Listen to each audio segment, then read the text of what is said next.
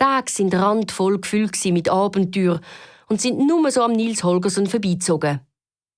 Und schon bald sind 21 junge Wildgänse Küken geschlüpft.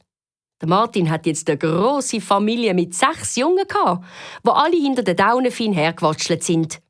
Sie sind am Nils seine besten Freunde geworden.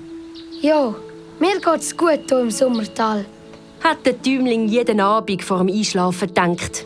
Die Wälder sind voller saftiger Beeren und Pilze. Die Sonne scheint herrlich warm und Lappland ist frei von Gefahren. So gut wie das Lappland ist mir's noch nie gegangen. Trotzdem ist er immer häufiger allein auf einem Felsen gehockt und hat wehmütig in die Ferne geschaut. Immer mehr hat er seine Eltern vermisst. Den Hof, die Hunde, die Katzen, die Hühner. Und trotzdem hat er Angst davor, wieder heimzugehen. Was werden meine Eltern denken, wenn ich als Wichtelmännchen heimkomme?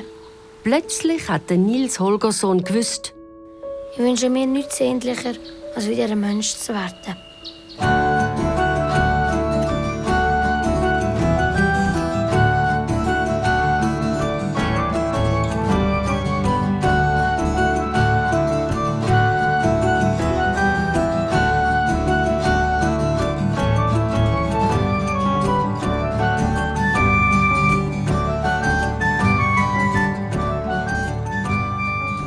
Am Nils Holgersson seine grosse Entscheidung.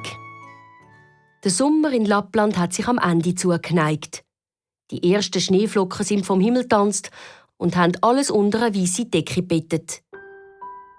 Es ist ganz still geworden im Sommertal und die Luft war klirrend kalt. Die Wildgänse haben sich auf den Weg in den Süden gemacht.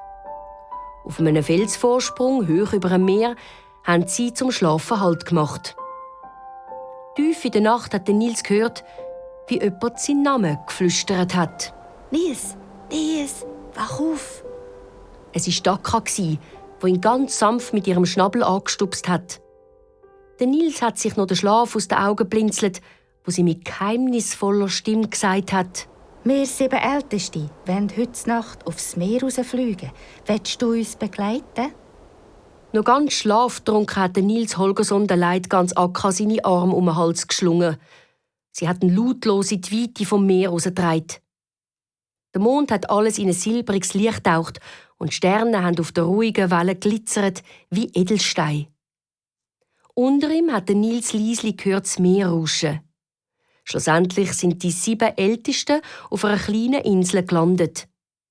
Sie haben ihn zu einem alten, knurzigen Baum geführt. In dem hohlen Baum ist ein Topf voller schimmernder Goldmünzen gelegen.